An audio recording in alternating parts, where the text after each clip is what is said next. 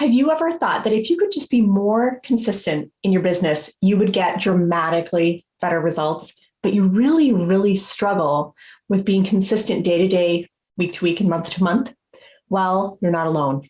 So many people feel exactly the way you do. And in this week's episode, we're going to talk about some super simple, actionable ways that you can become more consistent than ever in building your business, even if you don't have a lot of time to spend and you've never been consistent in the past. So let's do this. Striving for a business breakthrough? Shortcut your learning curve to success with the right training, coaching, and support. Welcome to the Impactful Entrepreneurs Show with Adrienne Hill, a show for coaches, course creators, and network and affiliate marketers striving to earn six figures by leveraging social media without being slaves to their businesses. From an overworked hustler to an impactful entrepreneur, your journey starts here on the Impactful Entrepreneurs Show.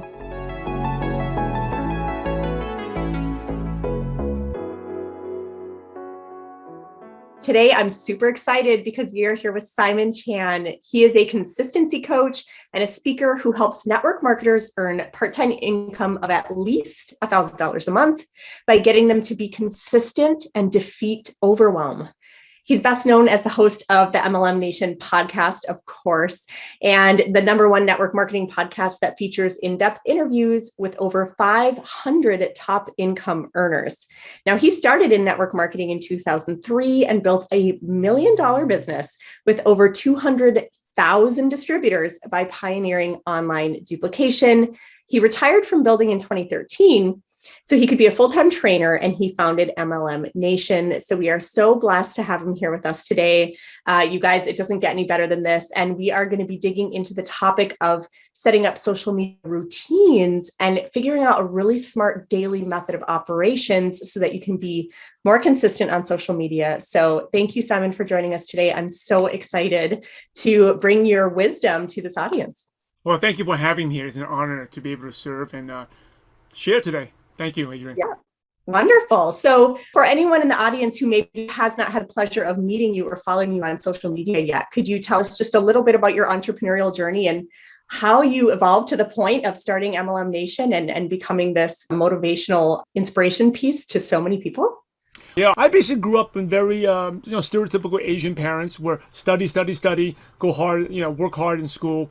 I was blessed to be born in upper middle class family. My dad was basically rags to riches, born in Hong Kong in the ghetto, and then became a doctor. So I always grew up with, at one point we had 3 Mercedes, a big mansion growing up in Brooklyn, New York. I always say Brooklyn, New York, people think it's the hood, but we grew up in a nice part of Brooklyn. But I never had time with my dad, okay? And I always wanted to go to Yankee games, Knick games. After a certain age, he was always busy at the hospital, at the nursing home, at the clinic.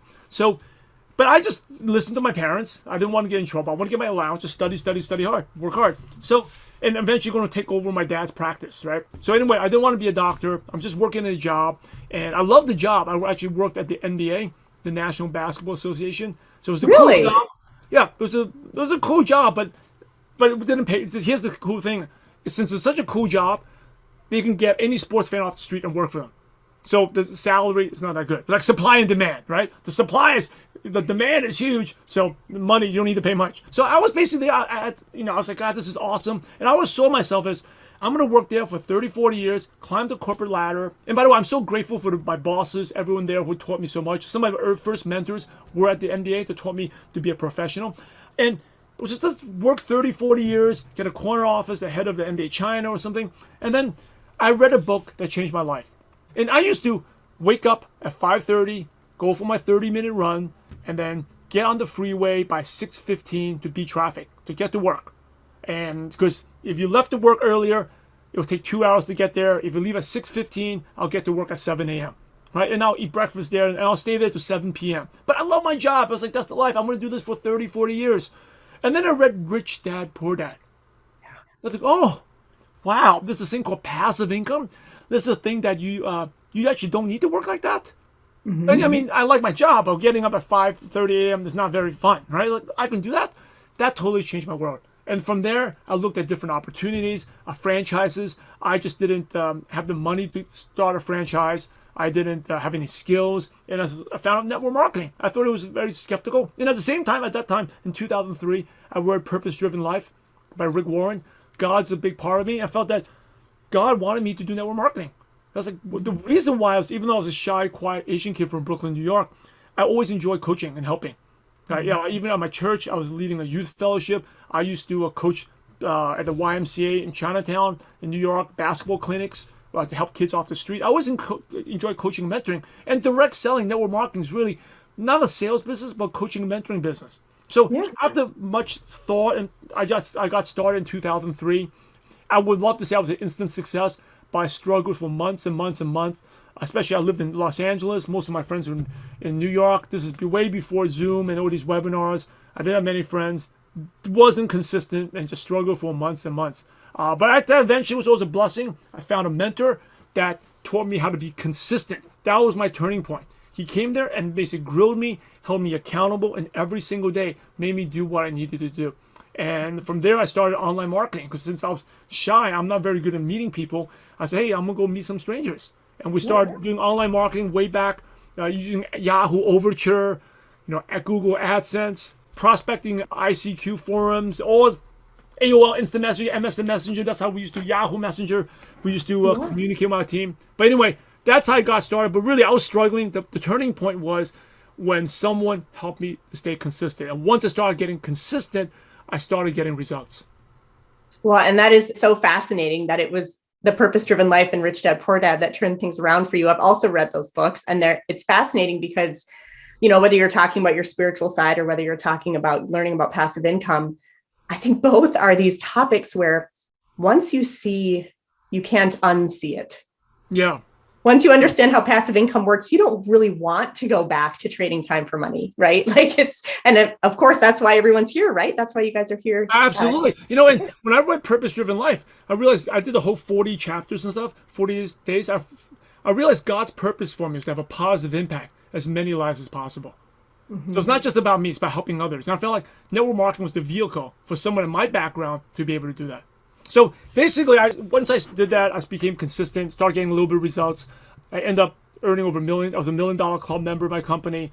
And then in 2000, built, like you said, a huge team of 200,000 people. And then in 2013, I just had a different change in purpose. I felt that my company was awesome to drop in the bucket.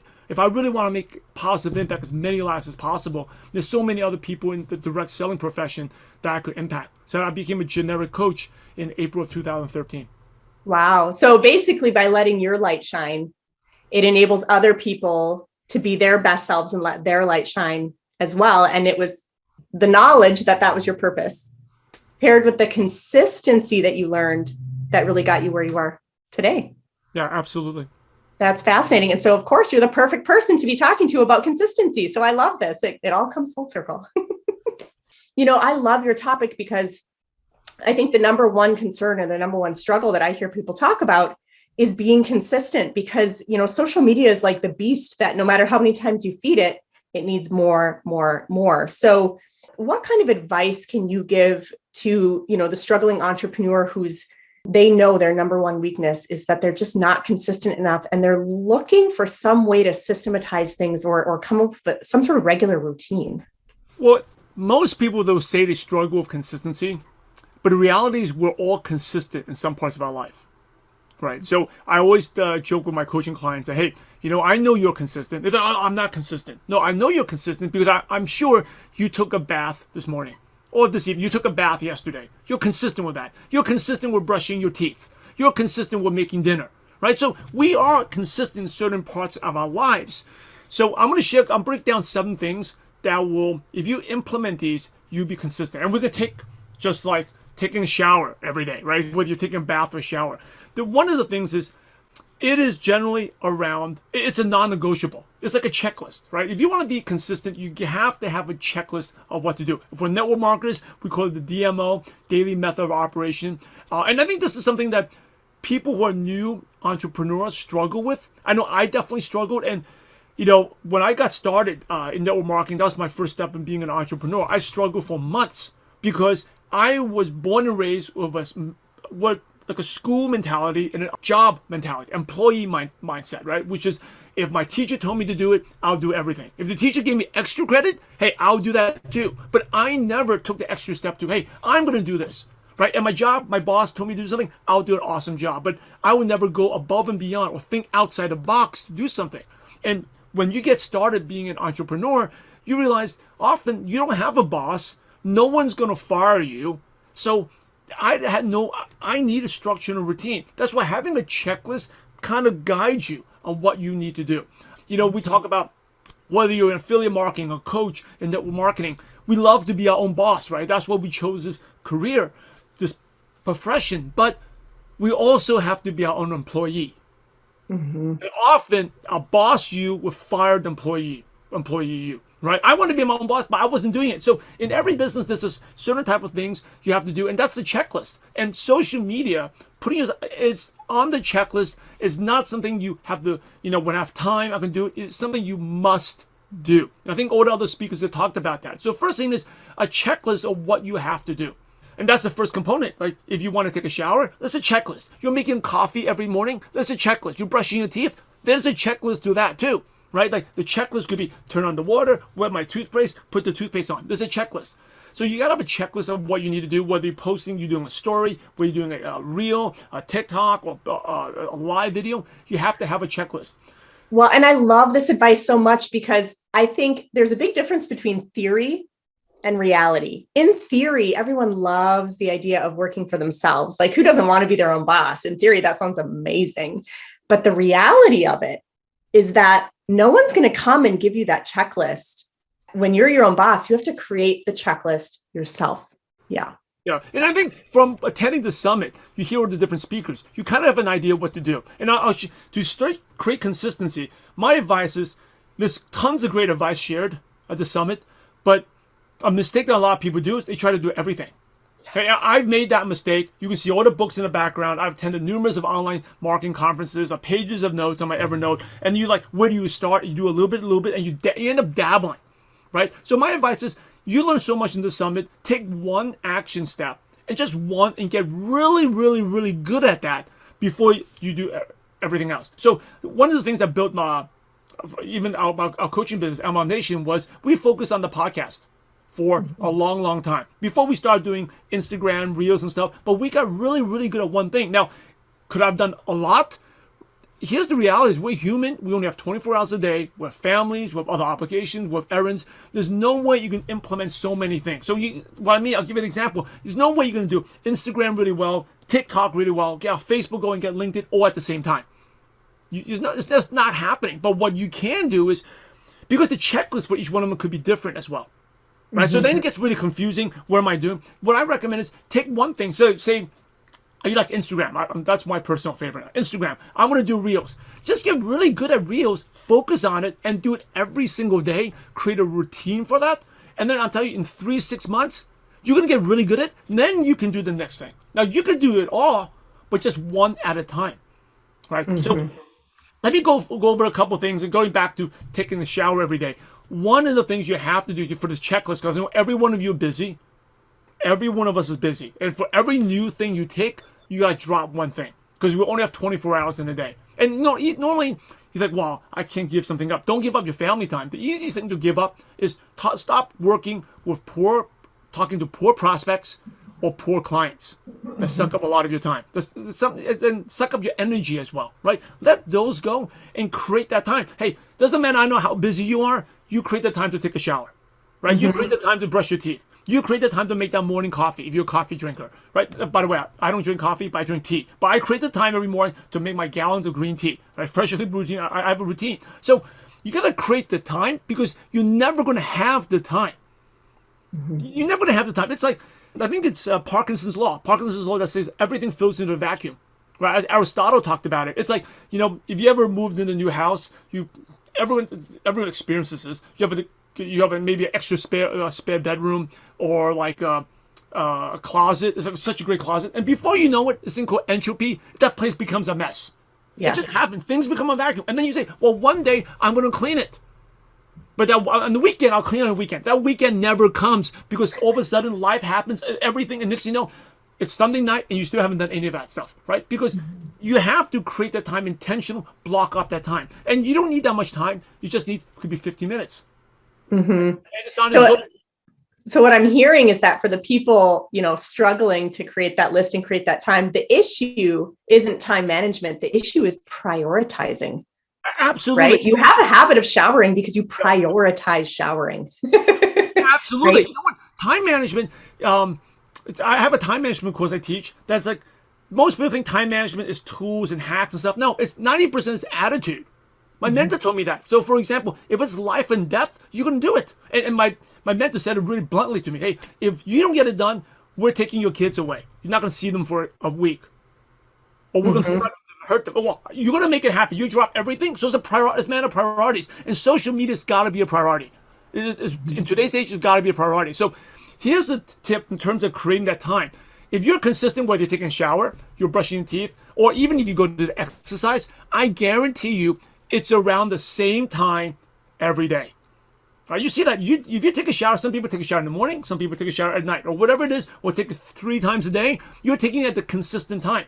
You're making the coffee, consistent time. If you eat dinner consistently, consistent time. If you exercise consistently, I'm sure it's a consistent time. When I ask people how or what time do you exercise, they say, oh, when I have time. I immediately know that person doesn't exercise consistently, right? Because whoever has extra time lying around, nobody does. Sometimes in the morning, sometimes in the afternoon, or when I have the time. That person is not exercising consistently. The people who exercise consistently, I go first thing in the morning. I go at 9:30 after I drop off their kids, or I go in the evening after dinner.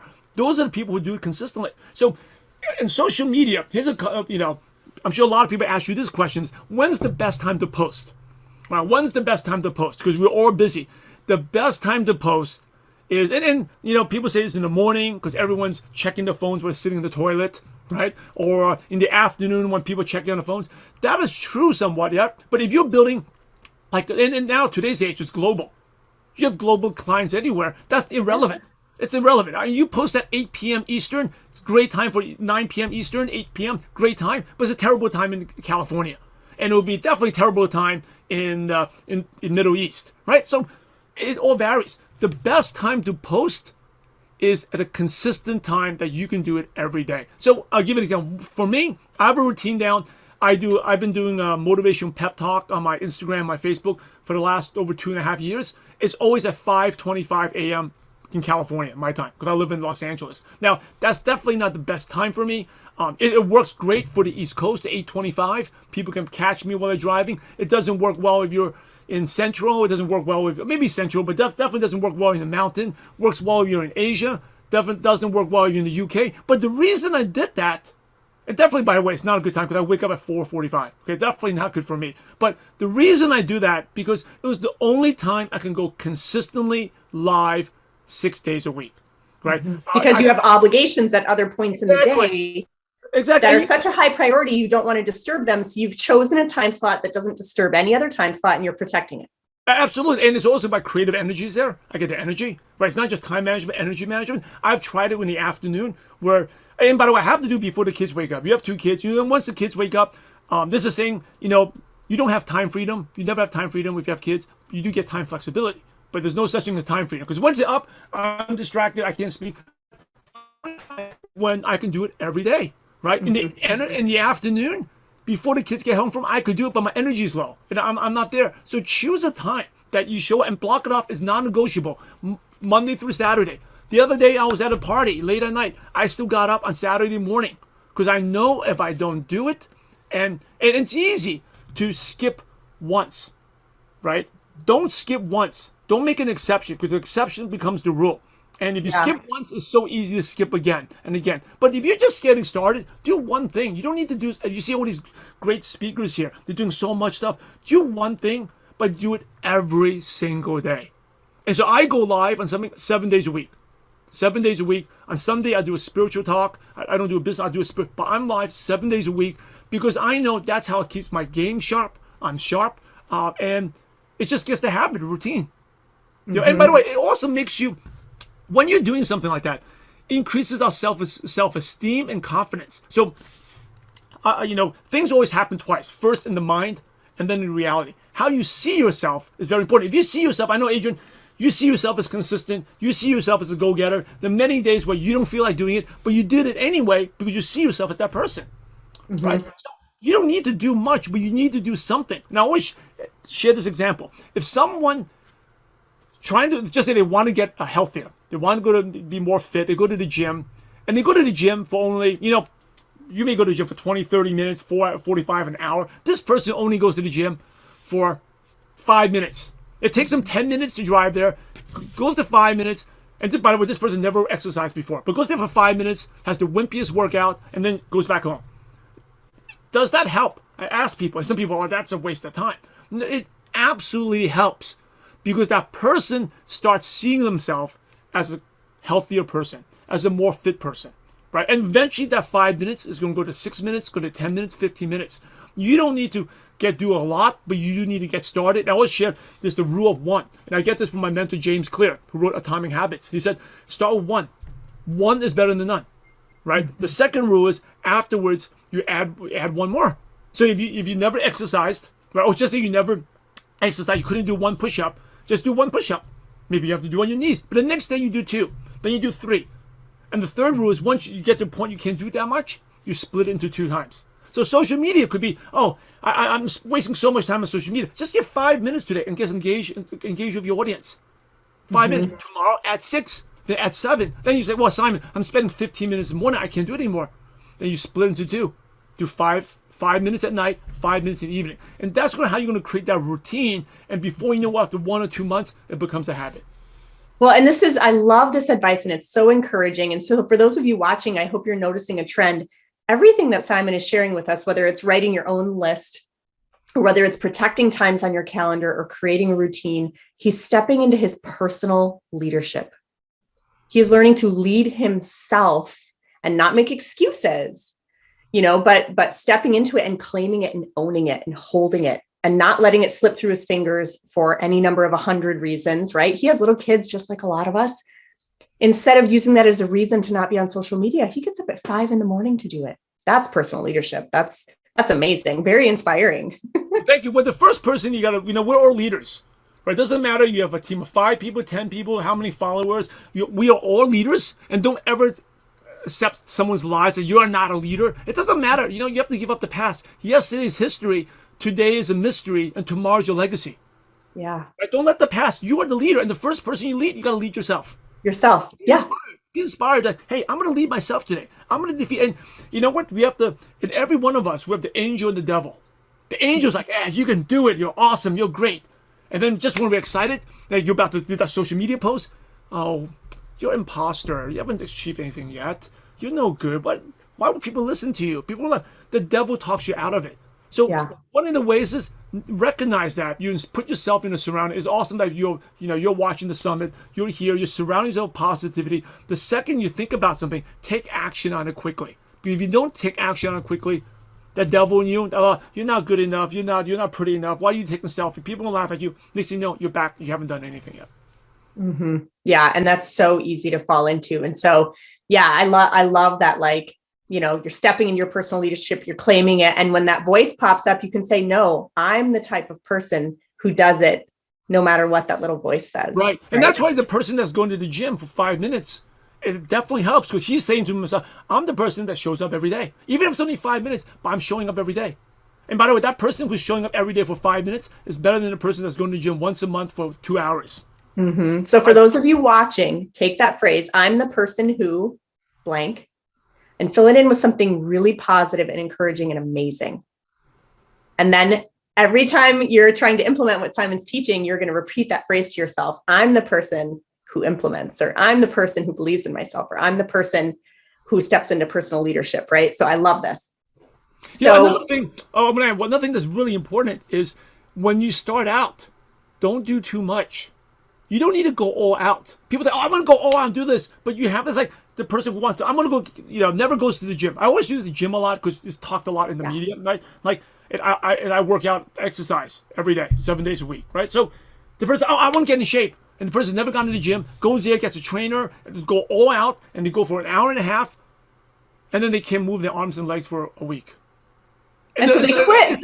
It's an experience. It's a terrible experience. If you quit, it's the same thing with social media. So I'm encouraging, if you're new, if you're not, just start with 5 minutes a day. Start something easy. It's like doing the one push-up. Everyone can do that, right? Just 5 minutes and slowly expand to that. If you want to do sales, just say social media recruiting, social media sales. You may not be able to spend 1 or 2 hours. It may be miserable for you to do that. You may be scary. Just do 5 minutes. Build up that courage. And that's a big mistake people go. They want to go all out. No, you can't go from 0 to hero. You got to take time to do that. Like I didn't go from being able to do live videos, every single 7 days a week. I've been a network marketing dude. I've done over 10,000 presentations and trainings over the course of 20 years. I got to that point. But I remember my first presentation was awful. Right? But you do it every single day, a little bit. Start with 5 minutes and slowly build that up. And then you get there. Mm-hmm. Absolutely. So you were taking us through, I believe you said 7 principles, right? Yeah. So we talked about the checklist. That's one of them. Creating the time. The third thing is a strategy. How do you plan to do that? How do you plan to do this? Maybe you want to, so strategy could be, I want to just say you are a coach, right? You're a coach. A strategy could be, how do I get people to believe in me? At your next event that you do, go in, take a lot of video of you speaking on stage, speaking to people, interacting with your clients. And then you take that up and chop into reels. Put into, right? That's a strategy. Or what type of content can I give? How about, what are you sharing with your coaching clients? Take those coaching calls, get it transcribed, and look at, there's probably, if you do a 30-minute coaching call, there's at least 15, 20 topics that you can make into like a quote for social media, like an image quote, right? So that's a strategy, right? I have a certain strategy what I do in terms of my pep talks. I'll share that with you. My pep talks is basically, and I know you're going to ask me about this, it's a free book that people can download. I basically, it's a motivational quote. I read that quote, and that quote becomes my topic, my pep talk. Yeah. Right? And you can do, you don't even need to do that for my book. It could be for anything. You could be taking the notes from what you're sharing for learning from the summit and take that. So you got to have a strategy on what to do. Fourth thing is environment. Environment is very important. I'm sure you experienced it where you're sitting at your desk and you have a brain fog. You just can't think of anything. Get out of the environment, right? For me, I prepare all of my trainings when I'm in the backyard. When I'm walking my dog, I recap my day. I'm thinking ideas. My best ideas is after I ride my bike, I exercise. I guess must be the endorphins, the blood. I get a lot of ideas. I immediately write them down, right? Change the environment. If you're doing sales, for me, I had to, when I was really grinding and doing tons of sales, I couldn't even get out and do any more in my apartment. I was brain dead. I would go and walk in the streets and make phone calls. But just walking, standing up, getting fresh air, fired me up. And the tiniest change in environment can make a huge difference. Why do you think so many people joke that they get their best ideas in the shower? Exactly. And I still do. Over the years, one of the best business advice I ever got was never make a big decision until you take a shower. Oh, so instead of never until you sleep on it, it's never until you're in the shower. Right. Because, when I'm sitting here, I even though I have a great office, I'm seeing the same thing. But once you're in the shower, you're out. Like the shower and nature. I go to my backyard, I have a beautiful view there. All of a sudden, the ideas, boom, boom, boom, pops up. I meditated as well. After my meditation, all the ideas come. So change the environment, right? Change the environment. Number 5 is tracking. Tracking your performance is very important because if you're not tracking, it's not very encouraging, right? Anything you want to be successful in, whether it's exercise, dieting, right? You want to be a good baseball player. You want to be a good whatever, right? In network marketing, you need to track your numbers. So how do you know how well you're doing? Look at the reach. Look at the insights in your social media. So you know how many people are you reaching to. Tracking, right? Number 6, a tool. A tool is using tools, a calendar. I talk about go to your calendar, and that's my favorite tool. Block it off. And it's non-negotiable. Like, hey, it's like 5:25 a.m. in the mornings when I go live. I only go live for 5 minutes. It's non-negotiable right there. Right afterwards, I post on a couple of my platforms. Non-negotiable. Block it off where doesn't matter what happens, no one can disturb. Doesn't matter what phone call, who's texting. And I get up, but I don't check any messages, text messages, emails until I get that done. Okay, so doing the pep talk, and then I do it for 30 minutes posting. Then I do a 15-minute work session with my coaching clients, my group purpose-driven networkers. I don't get into emails until like an hour and a half after I wake up. That's when you prioritize your activities and you protect the time. You actually put it on your calendar. And I love that advice. I have a saying. I say, if it's not in your calendar, it doesn't exist. Absolutely. And you can also tell how successful a person is by looking at the calendar. Yeah. How much sales you have? Let me see your calendar. Right? So the calendar's a tool. A timer is definitely a tool. Those are easy timers, right? Why the timer? Because you can easily waste too much time. Like you shared, the priorities. So my social media, it's got to be done in this amount of time. Mm-hmm. If it's over, and doesn't matter, I got to do it. Or I got to go. I have to post it because that prevents overthinking. One of the things I've adopted over the years when I check emails, at most 10 minutes at a time. Right? Mm-hmm. 10 minutes, and that creates urgency. So it means if I don't finish it by 10 minutes, that thing would not be replied back. So I'm like rushing. And you get a lot more done that way. And timer, you can use your phone timer. I actually, I always joke, I have like a nice Apple Watch. I only use it for 3 things. The exercise and basically the timer. That's like in my the timer. Yes. I do the same thing, whether it's Siri or Alexa, and I'm hiding my phone because I'm worried Siri's going to hear me. But sometimes I tell, like if I know I'm sitting down and I'm going to allow myself some time to just enjoy social media and scroll on it, I'll say, Siri, in 10 minutes, tell me to stop screwing around and get back to work. And she'll pop up and she'll tell me that. And then I start laughing. I'm like, okay, it's time to put my phone away. That's also because we tend to overthink, and every one of us, you're an entrepreneur, we have the perfectionist inside. We want to do the best. Right? Even preparing for this training, I set a timer. Because I know if I don't set that timer, I can over-prepare and spend hours and hours and hours, days and weeks for this. So I was like, hey, Simon, I set the timer, let me get it done. Right? Yeah. The last tool is very important. It's accountability. Right? Without accountability, we're human, we all fall off, I fall off. And there's different types of accountability. You can hire a coach to be accountable. You can hire a peer to be accountable. You can also have your group. If you have followers, clients, coaching members, you share something with them. It's accountable. Like for me to do the pep talk, my followers who watch that, they kind of hold me accountable too. Because they're expecting Simon shows up 6 days a week on that pep talk. And so I'm like, oh, I preach consistency. I better show up. So there'd be many, many days where I didn't get enough sleep, tired, kids or whatever, but I still showed up because I felt the group accountability was also very powerful. So because someone's counting on you, they're expecting that they're going to hear from you, they're going to see you, then you have to report into someone. It really makes a big difference when you know someone's waiting to hear from you. It's huge. Yeah. One of my big part of my success every month for the last almost 6 years now, I do a monthly call with a good friend of mine who owns a big nutritional company. And we get only 1 hour. I speak for 30 minutes. He speaks for 30 minutes. We can ask each other questions. We can vent our frustrations. But we have never missed in 6 years. And every month when I come, I'm like, oh, I'm so busy. I don't want to talk to Dave. But after we talk, oh, that was the best call ever because he holds us accountable. Right. And you both prioritize it and you both protect it and you both shelter it. If anything tries to threaten that time, I would imagine that you're both going, no, this is non-negotiable. Because it's in the calendar, and the calendar's the boss. I'm telling you, let your calendar be your boss. You may feel like that's so boring, there's no freedom, but your calendar will actually create freedom for you. Oh, I couldn't agree more. And the great thing about that, so many people, they don't want to do it. They kind of cringe when they hear use the calendar. You can block off family time on your calendar. Absolutely. Yeah. Block off vacation time, things that it doesn't all have to be work stuff, you guys. Block everything off from if you look at my calendar from 5 a.m. at 4:45 all the way to midnight. It's all blocked off with family stuff. It's bookend. And I think you have to bookend the days. Sometimes you think about, should I be spending time with my kids or whatever, you're thinking about it. That's decision fatigue.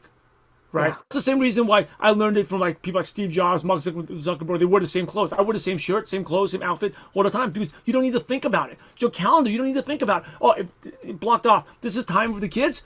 That's it. There's no cost. Doesn't matter what happens, what deal you give me. That time, 8 in the morning to 9 a.m., that's family time. I'm not doing Couldn't agree more. I mean, before I learned to master my calendar, I felt guilty about not being with my kids when I was working. And I felt guilty about working when I was with my kids because I was never sure when either one was going to happen. And there was this tension, but I think you're right. The minute you start using a calendar and you protect family time and you know exactly when it's going to happen, right? And then you protect work time and you know exactly when that's going to happen, the guilt goes away. Absolutely. And be focused. When it's family time, just be 100% present with them. They deserve you. And when you're in your business, be focused on your business. And like you said, the guilt goes away and you can be a much better parent, much better spouse, and you can be much better in your business because you're not thinking, oh, what this is blocked off. And you know what? It'll make you more productive too, because you know that, hey, once family time's up, I'm not allowed to work. I have to go do this stuff. So it'll make you having that sense of urgency.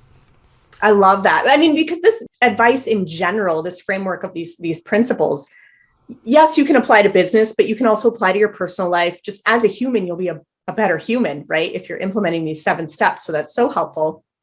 But now if we zero in on the entrepreneurial piece, on the social media piece, if someone is saying, okay, I'm going to implement this, Simon, I'm going to do this, right? I'm going to set aside a half an hour every single day, regardless of the time period, half an hour, a full hour, whatever that is. How do you recommend prioritizing their time within that time period of, like, are there certain activities you found give a better return on social media, posting versus, messaging versus interacting versus, any specific mix you would recommend? Yes, definitely. Well, you have to post every day. I think that's, you should post on your feed once a day and do at least 2 to 3 stories. Okay. That's huge. That's like non-negotiable. Now, engagement is very important too, right? That's the thing. If you engage before you post, your post will get much better engagement. Mm-hmm. And then after you post, hang out there for a couple minutes and engage back. Keep engaging. That is definitely help. If someone comments, reply back to every comment, right? You have to reply back to every single comment because people are taking the time to, and by the way, it's not free. I would say social media is not free because it's time. Time is not free.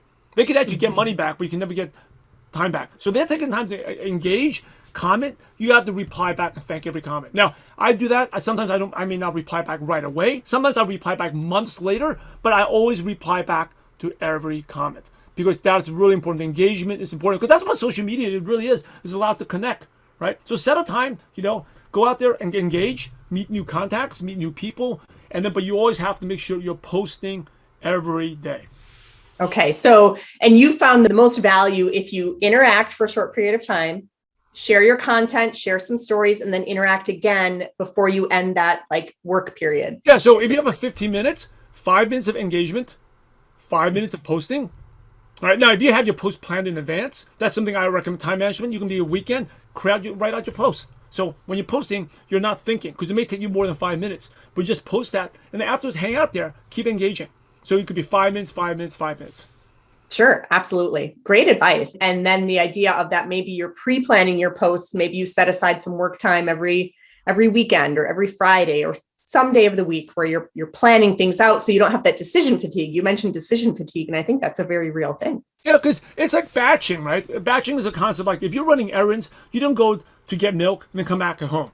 And then go back to the post office, then go back home. Then go get your hair done, then come back home. You go out in one time and get everything done, right? It's like the same thing exercising. You don't go and work out for 5 minutes, come back, and then go back in 5 minutes and go back. And you're playing sports. You cannot go play, yoga for 5 minutes, go back and lift weights, and run 5 minutes on the treadmill, and then go back to yoga. You're going to pull a muscle and you get hurt, right? So it's the same thing here. If you want to be productive in content, go take a weekend. Weekends are great. Get up a little bit early in the weekends. Because I say weekends are great because normally you don't have the day-to-day stuff to do.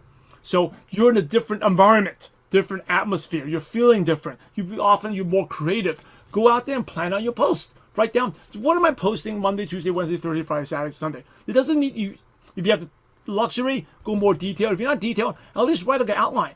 So for my pep talks, right? I choose out on Saturdays. I plan it out. These are the 6 topics I want to talk about.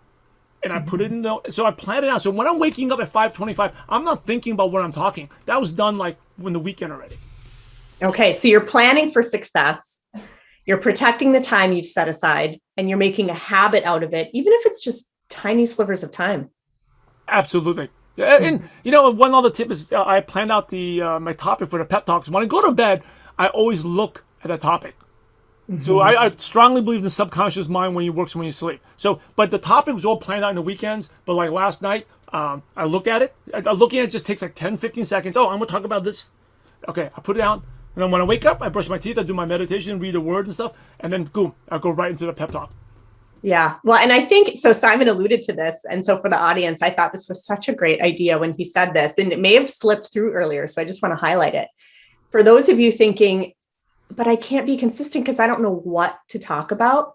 Well, simply being a part of this summit and listening to all these speakers, you have like 1,000 things to talk about. You could just talk about everything you learned throughout the summit. You probably have enough content for months, honestly. Yeah, absolutely. And you don't need to talk, you don't need to give a course at it. If you're doing a live video, it could be 1 minute, 2 minutes. Hey, I learned this great thing. It changed my mind, and I'm going to take action on this. And if you feel this helpful, let me know. But I want you to try this out too. Let's see what happens. It could be a short 1-2 minute live video, right? Just start off there. This is saying every master was a disaster. You don't need to be good, but you do need to get started, right? Take right. your And notes. the tiniest, it's like the tiniest inspirational piece can inspire all kinds of content. Like you said, you have a little book of just motivational phrases and quotes, and you use that to inspire coaching topics. Yeah. And you know what? Another thing to be consistent with, to help you consistent, is if you talk about the same thing all the time, that would definitely help. Right. I think sometimes people say, well, my target audience, I want to target stay-at-home moms. I want to target guys who go to the gym a lot because my product does that. Or I also want to target people who they have 3 kids to homeschool. If you're targeting too many, it's hard to come up with so many things. If you want to stay consistent, find an area you like and just keep talking about the same thing over and over again. But what you do is you share that with different stories, right? Mm-hmm. So instead of me, I remember when I first started out, I exercise 7 days a week. I used to do 2-a-day workouts for 2 hours a day working out. And I was like, talk about health and fitness would be perfect for me. But I did that for 2 weeks. I was like, I hate talking about this stuff. Right? That sounds weird. I'm into health and fitness. I love working out, but I don't like to talk about it. I actually like to talk about motivational, positivity, talk about consistency. And I just start talking about the same thing over and over again. I mean, when you do that, you start thinking about different stories you can share. You go really deep. So you never actually run out of ideas. And the thing is, one last tip is don't be afraid to repeat yourself, right, over time, because people don't remember. When on social media, it's like they're driving on a freeway, highway, right? They see the billboard. They may have to see the billboard 30 times to remember it. Just because you did a post about it today, they're not going to probably remember a week from now. And if they did remember it, that means it was probably really, really good and should do it again anyway. Right, because it was really, really good. Well, I love that because number one, it makes it easier for you because you're revisiting the same topics over and over. So you're not having to come up with new ideas every day. But it's great for the audience too, because you become known for something. Like I know, Simon, you're known for being really motivational and inspirational. So there's people who they find Simon, right? And they're like, man, anytime I just need a little inspiration, I just go search Simon and I look him up. And there's always something on his page that inspires me and leaves me feeling awesome. Right. So he's become known for this. So the question is, what do you want to become known for? And what content could you share over and over and never get bored sharing it? Because it's just who you are, right? Just like it's who Simon is, to be this inspirational, motivational powerhouse, basically. So I love that advice. That's super helpful. So, tell us a little bit. You kind of mentioned, you alluded to these motivational quotes and sayings and phrases that you kind of go to for yourself, but you also share with others. I understand you have a free gift that's kind of related to some of these motivational sayings. Do you want to tell us a little bit about it? Yeah. So, like you said when you introduced me, I'm the host of MLM Nation podcast. We started that in 2015, so it's been going for 6.5 years. I've interviewed over 600 top income earners in the direct selling profession. And one of the questions I asked on the show is, what is one of your favorite quotes that motivates you? And I basically collected all these quotes and put into the book. It's like a little daily guide where every day, like for example, is today, you just look it up. There's a little quote there, right? And they actually have the link to the episode. So that'll help you stay motivated, stay consistent. It's a free book. You can just go to the link below and you get a free download. Oh, that's great. Well, and two, it gives people ideas of if they read a quote that speaks to them, they could share it on social media as Absolutely. well. They can start inspiring their audiences. And so again, it's basically an entire book of content ideas. You have all these amazing quotes that can inspire you, inspire your audience, and hopefully keep you motivated to use everything Simon taught you today and stay consistent on social media. So I love that. Thank you so much. I want to add one more thing too, especially, I think it's a shift in mindset. Don't stop see yourself as a consumer, see yourself as a creator.